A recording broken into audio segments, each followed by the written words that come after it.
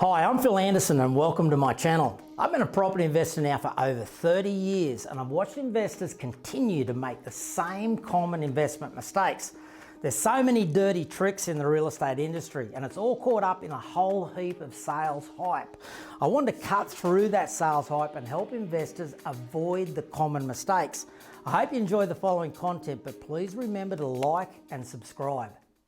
G'day listeners and viewers across the country and welcome to another episode of Street Smart Property Investing. As always, joined by Mr. Trent Durrington. How are you, Durro? Phil, good mate. Yeah, going well. Mate, yeah. Back from our road trip. We saw lots of great stuff over the last week or so. So important getting on the road and kicking the dirt, so to speak, and just seeing the activity that is happening. Mate, and it's happening, right? It's on the ground. It's crazy. It was a real eye-opener for me. Today we're going to talk about something different. One thing that's really dawned on us over the most, sort of recent months is the amount of people that are being forced into construction of a property because of the fact that it's so hard to find existing homes that, meet everyone's needs, and consistent focus now going towards new over old due to the government changing laws in 2019. And a lot of investors are realising that the gaps are just too big. The benefits that they used to be able to get out of second-hand properties just aren't there anymore. You really do need to be buying new properties, forcing people to step into uncharted territory for them. I know it's something we're very familiar with. It's something that we've kind of turned into a turnkey system, but a lot of people don't understand the process of purchasing land and constructing a home. Yeah, no, you're right. We're seeing it more and more, and even property people in the industry. Absolutely. Maybe a bit more of a retail type property person, but mention a split contract, a house and land, and it's very foreign. No, not picking on real estate agents, but they're a I'm great saying example, a right? retail property person. So we're talking to real estate agents regularly. We've got plenty of them reaching out to us saying, hey, guys, can you help us out? We need to find properties we really want to invest where, they're unfamiliar outside of their local area. They need to understand what's going on in other parts of the country.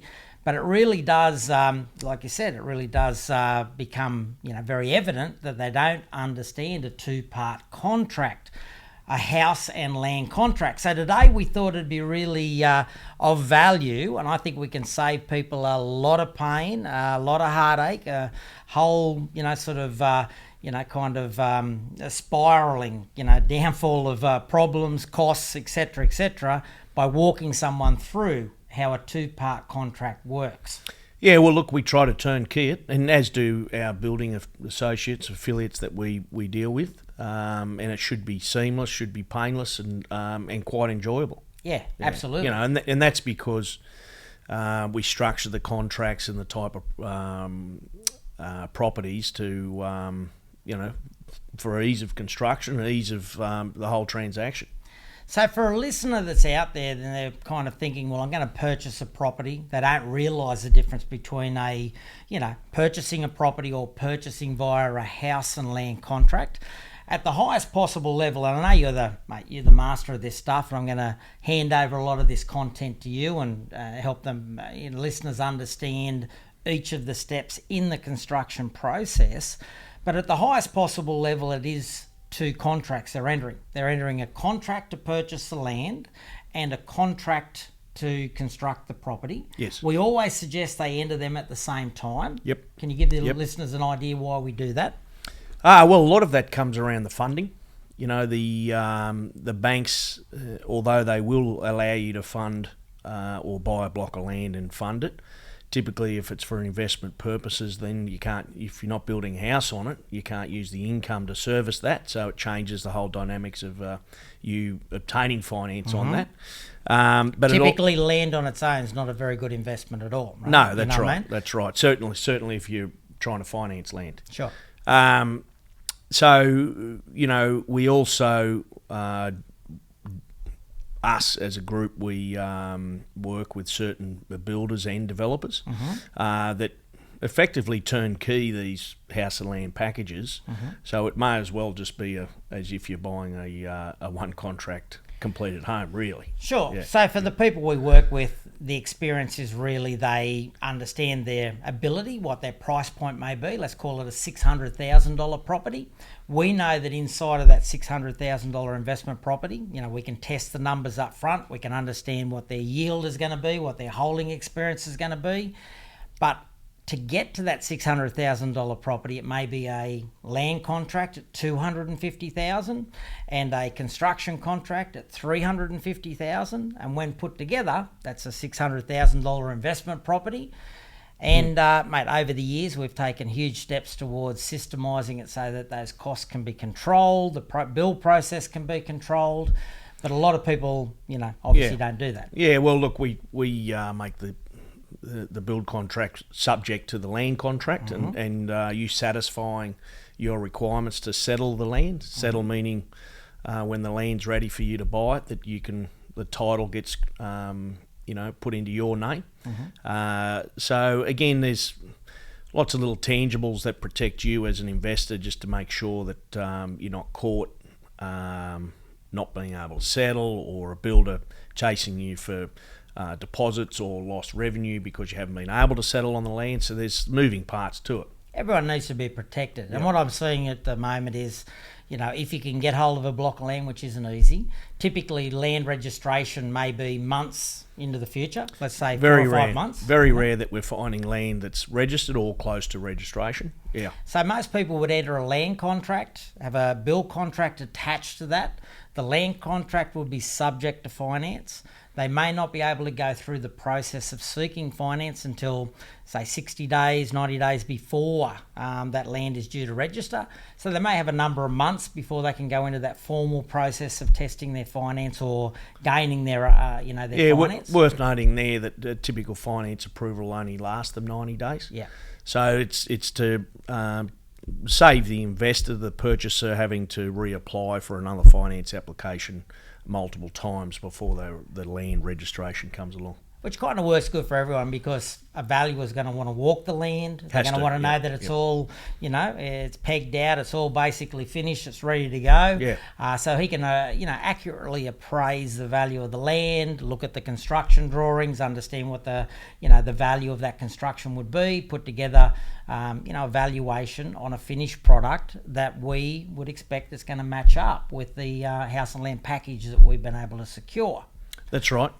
Yeah, and developers and builders are privy to that and understand that. Maybe 5-6 years ago, maybe even a bit longer, the rules changed around what requirements the valuers have. The valuers have a big list of boxes they have to tick, but some time ago they didn't have to walk the dirt. Now they actually have to walk the dirt and see the actual site pegged. Yeah, I think that's a great thing. Yeah. We all know, and we make a policy of it ourselves. Every estate that we go into and so forth, you'll want to walk the dirt before you vouch for everything. You're looking at, is there any, undisclosed power lines and anything and that road noise, a whole range of things that you're really aware of. That's good that you mentioned that, because that is a second set of eyes. The valuer, they will note anything too untoward within his report, which affects potentially which lenders will lend Touch on it. that. Yeah. So that's another line of defence, so to speak. Yeah, and I think throughout, most people don't realise the things they have available to them to help the quality control and safety mechanisms, and we're going to touch on a bit of that as we roll through each of the stages of construction. So at this stage, the land is now registering. You're going unconditional on your finance. You would pay a 5% deposit to the builder on the build contract. You'd be safe to do so because you know that the valuation and the finance, everything's fine. You're good to go. You know that you can get your $600,000. You've worked it all out. And everything stacks up. That's you enter the land contract. They'll bill you, and you'll need to pay for that land within 14 days. That's it. That'll be the first drawdown, towards the loan, and the 5% deposit's paid to the builder. Yeah, that's the only stage within the build contract that you pay up front. Under a build contract, all payments have to be done for works that are completed, except for the build deposit. Correct. But at the build deposit stage, the builder starts to incur all sorts of costs around consultants, engineers, engaging a town planner, paying council fees, insurances, whole range of things, getting the property or the house ready to go to site. Now, there's lots of great reasons why he would want to do that and why you would want him to do that.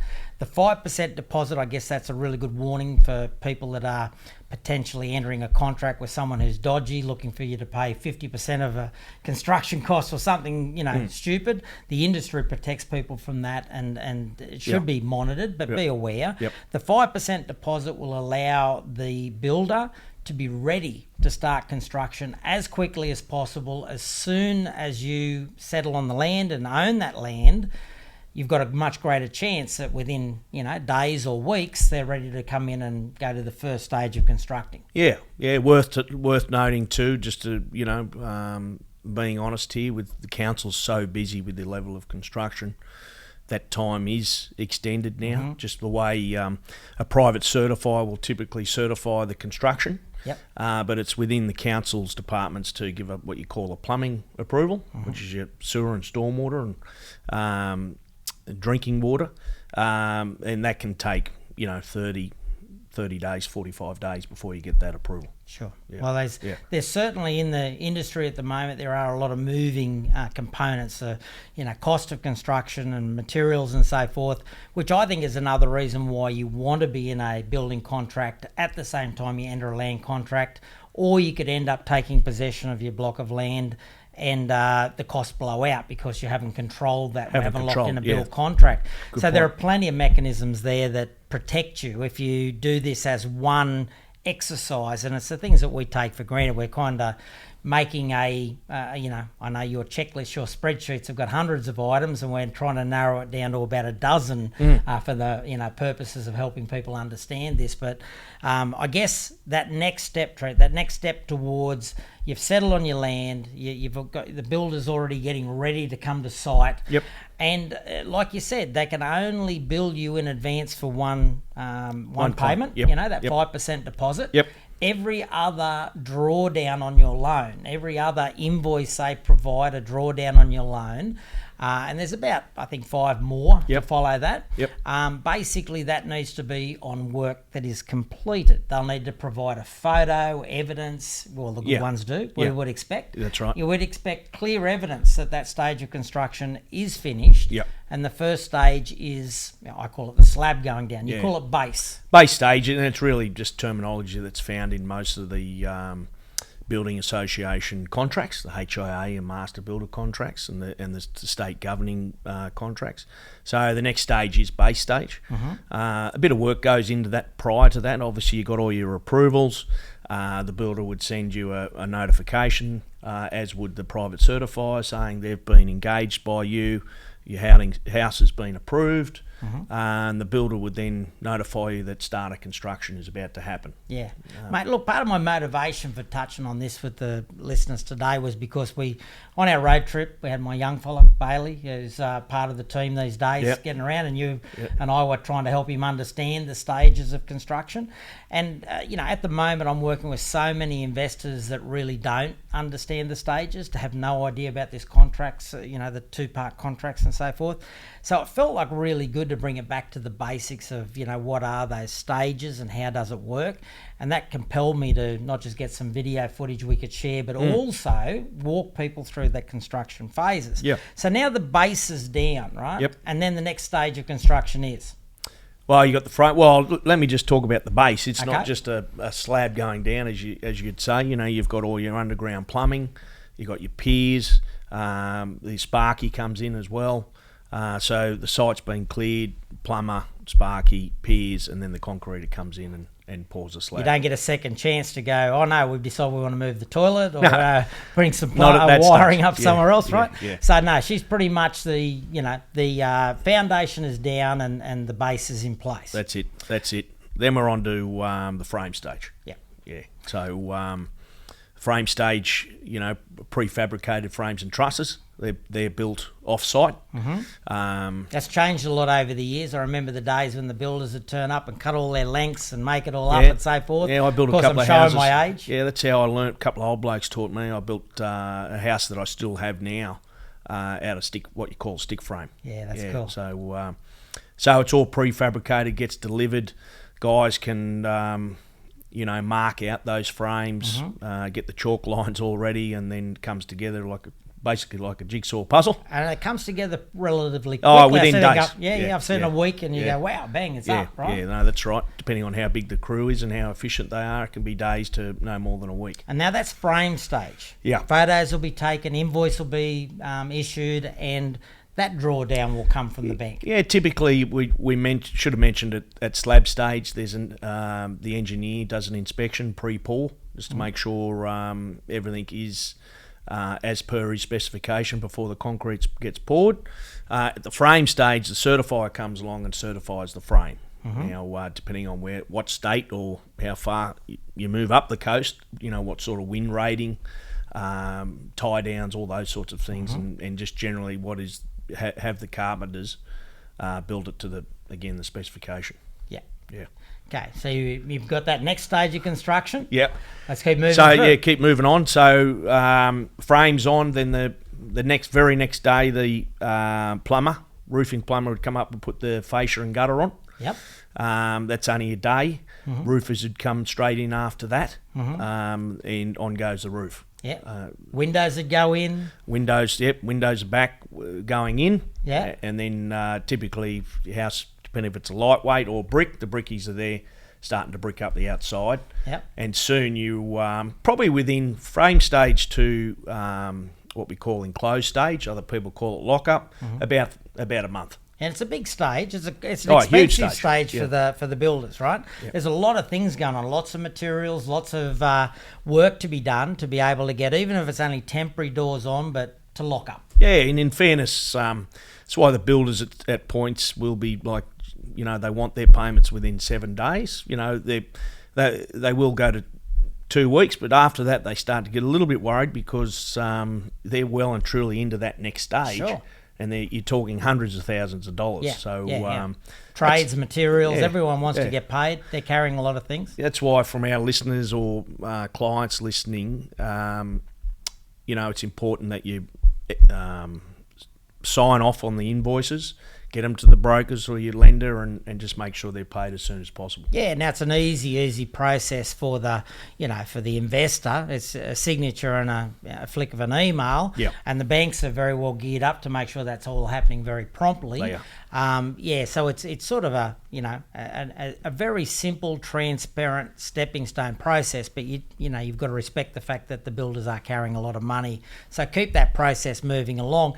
Now you've got it at an enclosed point of view. She's locked up. Yep. And of course then the other trades will come in and start fitting it out. Yeah, so worth noting just at lock-up stage, under the contract, the garage door doesn't need to be on, but the internal garage door has to be lockable. So all the other doors are locked and the internal garage is locked up. So that's enclosed stage.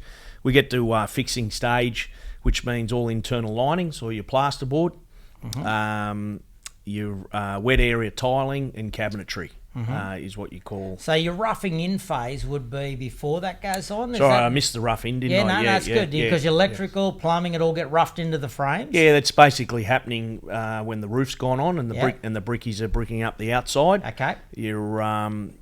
Your plumber and your sparky are there roughing it in. Okay. Yeah. So roughing it in means running all the electrical, all the water, all through the frames, drilling them all out, and getting them ready for when the plasterers put them up. They'll knock a hole, pull those through for a later stage to be fitted off. Yeah, okay. So there's no searching for where the power points are going to go and light switches and so forth? It's all been pre-thought out? Yeah.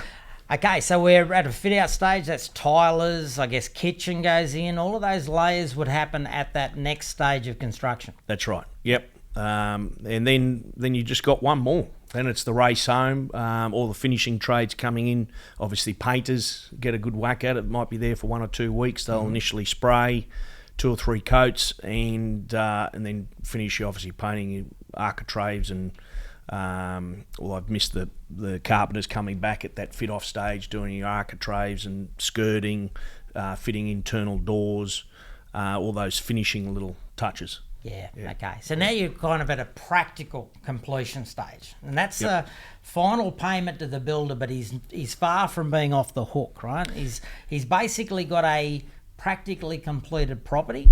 But now, and we use independent certifiers, but certifiers will need to certify the works and look for defaults and so forth. Yeah, so there's a few steps to that. He has to have the practical completion is the house is fit for occupancy, meaning it can have minor omissions and defects, but technically someone could move in. Yeah. So the private certifier issues a final building certificate or an occupancy certificate, and at the same time, an independent building inspectors coming in and looking at defects, creates a bit of a defects list. The builders are pretty solid. It's a one pager, and pretty well 100% of the time it might be a paint defect that's been missed, something's been scratched, door handles come loose, minor defects. Yeah, more eyes the better. Yep. Great quality, control. One of the ways that we do it, and just coming through those steps again, we've obviously got the deposit phase. We've got the base phase, we've got the frames and trusses phase, we've got the lockup or the enclosed. Yep. And at enclosed, we would start bringing our awareness up about what property management team, et cetera, et cetera. Good point, really good point. And particularly by fit out. Once that fit out is done, we would want property managers to start coordinating working with the builder. To move in. Yeah, they're working with the builder, looking at potential inspections. Not that you'd allow people on there before PC, but the property managers are starting to look at their rent roll and start to line people up. Starting to assess the most likely, best rental candidates to come in and so forth. Yep. We like to start that process early now, which is important that the builders in our space understand that because. We want tenants moving in absolutely straight after handover. Excited, ready, furniture removers are kind of removalists are kind of organised. Everything's good to go. Yep. And obviously in that last phase, we've got practical completion of the property. There needs to be some quality control measures. There needs to be the certification process. Council will need to, sign off an occupation certificate. Yep. And basically you've got a completed property ready for handover to the client. When that handover happens, all of the numbers should add up to what you'd allowed for right at the start. A lot of people don't have that experience. A lot of people that don't have a control contract have a number of variations, changes, prices getting added and changed, building periods that are blown out without any control over the the building timelines. There's a lot of elements that we could have added to this, but I think that's been a really helpful breakdown of how it works. Of course, there's many measures we take to control it. That's right. Yeah. But that's the stepping stones. Yeah, as a broad overview, that gives a good indication of how it comes together. Yeah, good on you, mate. Well, thanks for sharing that. We might touch on a few other safety tips in future podcasts, but I think that's been a good overview for the listeners. Guys, I hope you've enjoyed that little bit of an overview as to how to, work through the stages of construction. Mate, we'll talk again soon, eh? Good on you. Thanks, Phil. Thanks for watching, guys. Don't forget to subscribe and also feel free to leave me a question. I look forward to helping as many property investors as possible. Take care and we'll talk soon.